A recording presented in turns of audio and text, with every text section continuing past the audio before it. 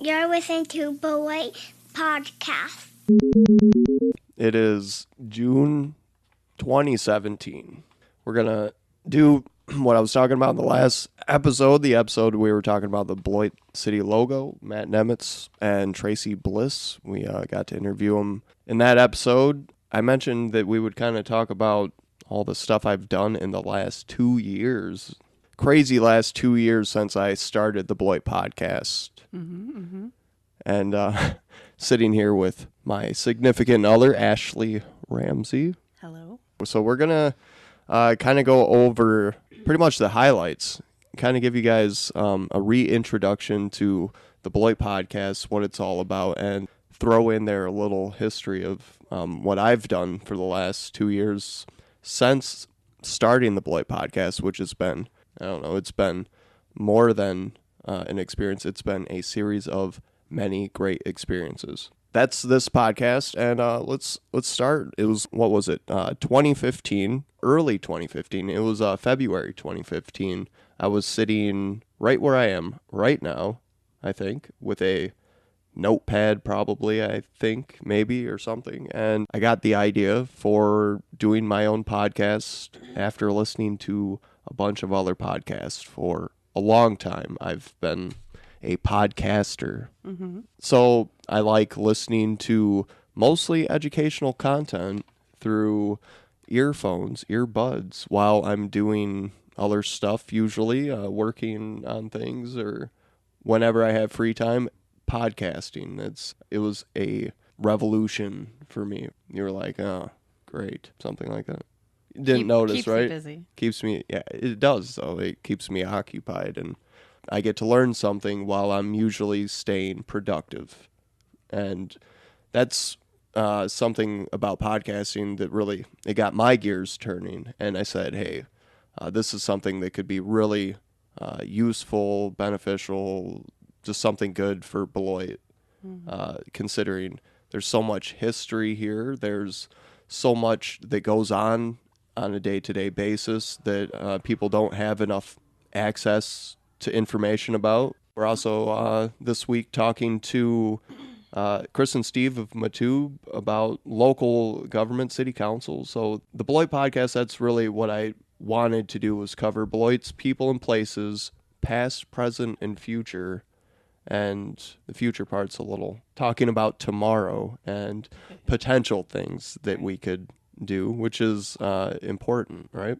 That's what the Beloit podcast is about, kind of doing an educational thing for Beloit, because that's really what I like, as I said, the educational stuff. In my educational pursuit, I get to meet all kinds of people, interview people. I've interviewed recently the graphic design artist from Beloit, but I've got to interview city council people, just people from Beloit who have interesting, original, personal stories to share.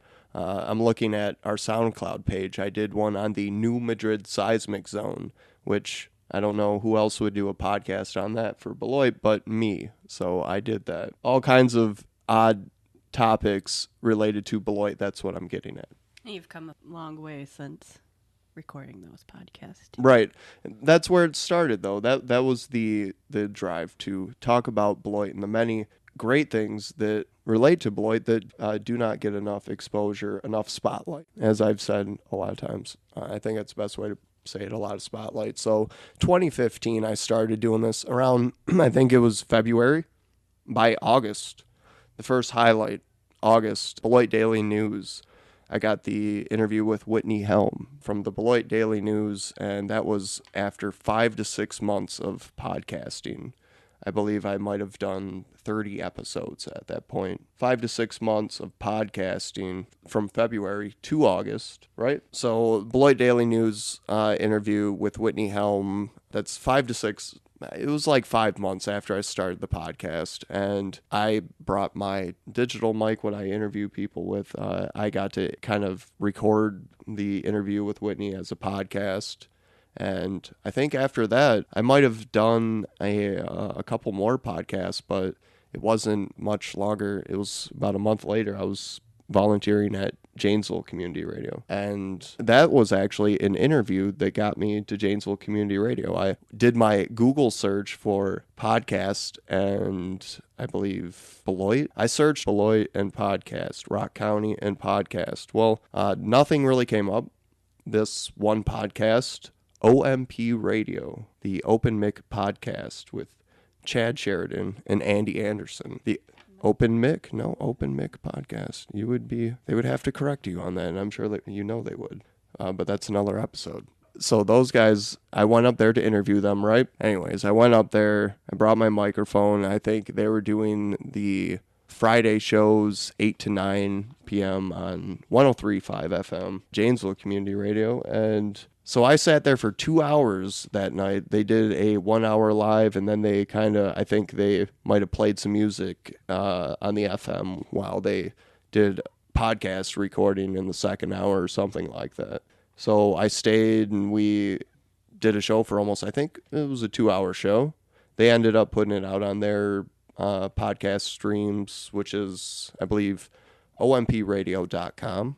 I share them in the Beloit Alternative Community on Facebook. So that's how I got to Janesville Community Radio. I went there, had this fun interview, talked to these guys about what I do with the Beloit podcast, had some laughs, a couple laughs. I remember I actually have, the podcast is out there, so laughs can be proved to have been had, which is funny. And after that interview, I ended up volunteering there, and I think my first voluntary action or my volunteer opportunity was an opportunity to do the morning show, which was the WADR morning show. That was a fun experience, a huge experience for some Beloit podcast guy. If you go to my Facebook page, I am just some guy from Beloit, right? Right. That's right. And some guy from Beloit who also got to grow up for a few years I spent in Janesville too. Part of my background is I got to grow up in some of the surrounding cities, and I went to some of the schools in Janesville. I have a lot of memories up there as well as in Beloit. So some guy from Beloit got to go be the morning show guy on an FM radio station for 5 days a week, 2 hours every morning. And I did that for almost 2 years, until January. I wrote January of 2017. That's about brought us up to today. But while I was at WADR, I got to interview people to bring in the community, and all the different guests that I got to bring in, all the different volunteers I got to work with, organizations. I got to... Probably too many to list. Yeah, let's go over... Like, what ones stand out to you? Because you got to deal with the whole thing. You got to ride with me all the time, and the kids and everything. So, Bernie Sanders' wife. Jane Sanders. Mm-hmm. How nervous was I? Just a little. You had it. Still nervous? I'm still nervous. Yeah. And Ron Johnson multiple times. Mm-hmm. I don't think I ever said this live on the air or like anywhere, but I actually did multiple Ron Johnson interviews in my vehicle. Like, I think I did one of them on my lunch break at work in a moving truck with my recorder and a cell phone, and got back to work. A great 15-minute interview on my lunch break. And another time I was interviewing him, I think we didn't have anywhere quiet in the house because we got 4 amazing little girls, and so I needed somewhere quiet, and there was nowhere in the house, so I went to our truck, and that was it. I recorded a Ron Johnson interview in the truck. So Jane Sanders, Ron Johnson, regardless of people's political ideologies, right. Those interviews will make pretty much anybody a little nervous, I think. I don't know, but some guy from Beloit got to do that, and I also got to interview all kinds of other people. I think people from Beloit that really stand out. Tara Tinder. I got to interview David Zimdars from the Beloit Voluntary Action Center before it closed. I got to interview Representative Mark Spreitzer, I believe, a couple times. Yes, Ellen Wigand and Susan Picking. Yeah, our girls got to sing with Susan Picking. You had music from Beloit come up? All kinds of musicians, Earth to Clark, Johnny Dreadlocks, Yeah. Porter. Yeah, I mean, we worked with and I got to interview all kinds of people. When I started the Beloit podcast, one of my episodes was on the 8 forms of capital. And I was like, hey, I'm going to try to focus on every one of these except for financial capital. And I got a lot of them in the last 2 years. I got a lot of experiential capital. Definitely boosted the spiritual capital. Social capital's not doing too bad. Interview a lot of Janesville people, too. Janesville people, Sam Liber, talk about city council people, Jens Jorgensen, both guys multiple times. Just regular people from the community. I had Tom Hathaway, Tom the Awesome Mailman, Billy Bob Gran. I met so many people in Janesville. One of the Humane Society you guys worked with a few times. Humane Society, Friends of Noah. Also, Renee Boo down at the Hedberg Public Library. So many people. The one that I was going to say that still stands out, Miss Karen Schulte, my former assistant principal, right? Assistant principal, yeah. From middle school. Volunteers at the station? I got to not only work with other volunteers, but we created other shows, created events, did the WADR block party. We did a comedy show where we had 9 comedians, local comedians, Vicky Lynn, Des Miller, Alex Savant, all kinds of great comedians. We did a handful of events, which I've never done event planning. Being a volunteer, that was my first experience, and I still think we had success with all of them. They were fun events. Anyone who went to any of our events, even if the numbers weren't huge, people always went and had a good time planning. Tasteful Janesville, yeah. We had a bunch of local food vendors from Janesville show up, and also some live music. Just so much fun and good times up at WADR. And I left WADR about January, and we decided to do this, the Vivi Media, Vivi Radio. I couldn't come up with a name for what it was that I wanted to do. I wanted to get back into the Beloit podcast, but I wanted to also promote other local podcasters and kind of do an online radio station for Beloit. Kind of give Beloit some alternative media, because this great city could use all kinds of stuff like that, right? Right? So Vivi Media, we filed for the LLC, started a business, and now here we have a media business. A whole new chapter starting, basically, right? In fact, the word Vivi means alive, to life. Life, living. Life, Vivian, living, yes. Yeah.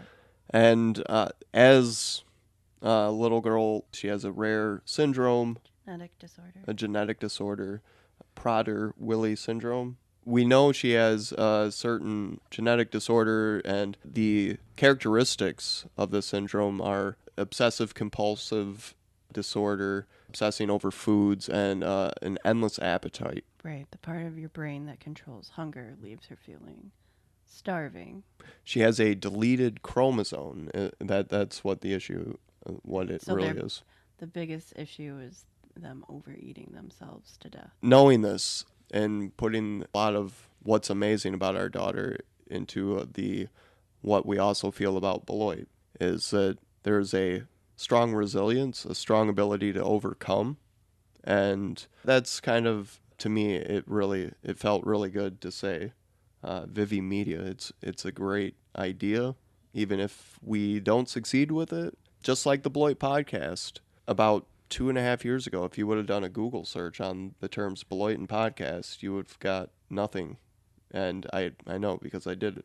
And it didn't happen. So it was really simple, almost too simple. The ability to do something really simple and overcome huge odds, those opportunities are, in my opinion, there's a lot of those opportunities today. Technology and podcasting alone, to me, really is what 20 years ago or more you couldn't do. It's what people can do to communicate in our leisure, to educate ourselves in our leisure, or to do things that really a community could find useful. Communicating issues that maybe city council doesn't have all of the capacity to occupy. It's not possible to do all the things that a community of 35 to 37,000 people, it's just not possible to get all those people to get every function and service and idea, concept discussed before the next city council meeting. And one of the luxuries we have today with technology is the ability to communicate through simple things like podcasting. Being a podcaster, that was it for me. I thought, hey, I'm going to be that some guy from Beloit who's going to occasionally sit behind a microphone with someone at the other end of it and get some conversations. I don't get a lot of responses a lot of the times, other than the people that I interview are always happy to get extra exposure on a story or a topic. It's always appreciated, and I always appreciate working with someone because it's always educational for me. So what am I getting at? You know what I'm getting at with all of this? Podcasting. Hopefully, if you're listening, you might be a podcaster yourself, one of those people who listen to podcasts quite often. I'm definitely not, but I don't mind joining in. And definitely takes some getting used to, which you can tell from your earlier episodes into your newer. Those earlier episodes are now not available at SoundCloud.com, but I will re-edit some of those and put them back up as a best of or something at some point soon, hopefully.